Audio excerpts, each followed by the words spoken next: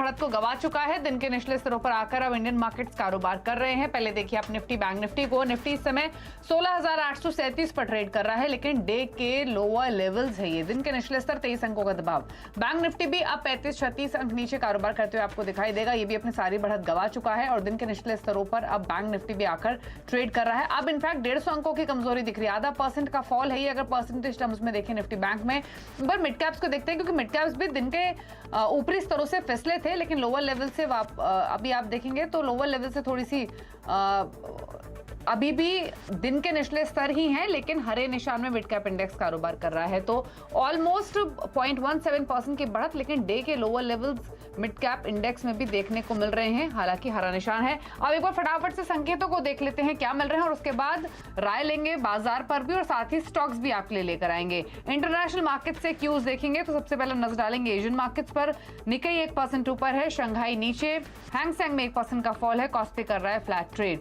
तो Taiwan, KOSPI, Nikkei आपको बढ़त के साथ कारोबार करते हुए दिखाई देंगे, लेकिन शंघाई, हैंगसेंग दबाव में है। यानी मिले जुले क्यूज आप एशिया से देख सकते हैं। यूरोपियन मार्केट्स को भी देखेंगे, उससे पहले अमेरिका के फ्यूचर्स देख लेते हैं। डाउ फ्यूचर्स संकेत कमजोरी के दे रहे हैं और शायद यही कारण है कि भारतीय बाजारों पर उसका असर दिख रहा है। अब डाउ फ्यूचर्स की जो वीकनेस है वो 290 अंकों से बढ़कर 324 अंकों की हो गई। 1% का फॉल अमेरिका के फ्यूचर्स में फिलहाल देखने को मिल रहा है।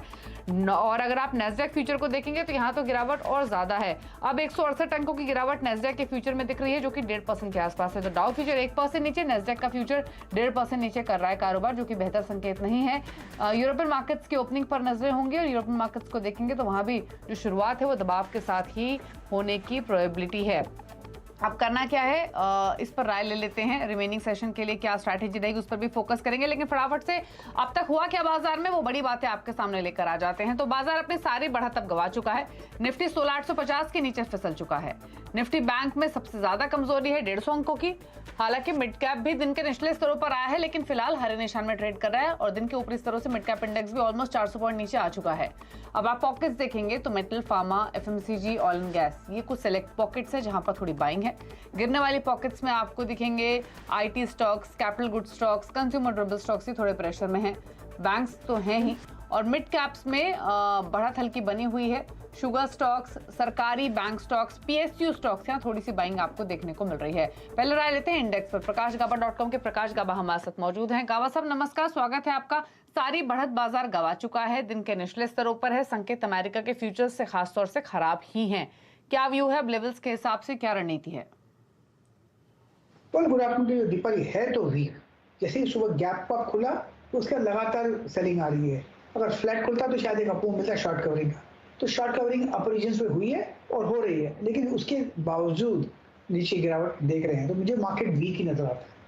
मुझे लगता है कल शायद और भी वीक हो, लेकिन फिलहाल तो मार्केट वीक है, स्ट्रेंथ नहीं है और लॉन्ग ट्रेड नहीं करने चाहिए। शॉर्ट कर सकते हैं, 16,900 का स्टॉप लगाइए बस और छोड़ दीजिए। अब 16,824 का हुआ है तो 75-100 पॉइंट्स के शॉर्ट लगाकर शॉर्ट कर सकते हैं, बाय 330 कवर कर सकते हैं। ओके, तो शॉर्ट करने की सलाह है। मार्केट यहां से नीचे जा सकता है, पूरी पॉसिबिलिटी है। 16,800 काफी इंपॉर्टेंट बेस और सपोर्ट है निफ्टी के लिए, वो ब्रीच होगा तो दबाव एक्सटेंड होगा। वही राय गाबा साहब आपको दे रहे हैं। तो संकेत अच्छे नहीं है। अमेरिका के फ्यूचर्स खासतौर से काफी कमजोरी का संकेत दे रहे हैं। अब 350 अंकों की कमजोरी आपको डाउ फ्यूचर्स में दिखाई देगी। लेकिन अगर इंडेक्स की कॉल की बात करें तो फ्यूचर एक्सप्रेस में आज प्रशांत सावंत ने बैंक निफ्टी की 37,700 की जो पुट है वो करीब 126 रुपए में खरीदने की राय दी थी, और थोड़ी देर पहले ही इस ट्रेड का जो टारगेट है वो हिट हो चुका है। तो 200 के टारगेट हिट हो चुके हैं। 250 का उनका अगला टारगेट है, स्टॉप लॉस 20 रुपए के आसपास का था। तो ये हीरो और जीरो कॉल में प्रशांत सावंत की ओर से एक सुपर हिट कॉल आपकी स्क्रीन पर। लेकिन चलिए अब ट्रेड्स पर करते हैं फोकस। तो गाबा साहब, बाजार तो कमजोर दिख रहा है, संकेत भी कमजोर हैं। स्टॉक स्पेसिफिक आइडियाज कुछ निकाले हैं क्या?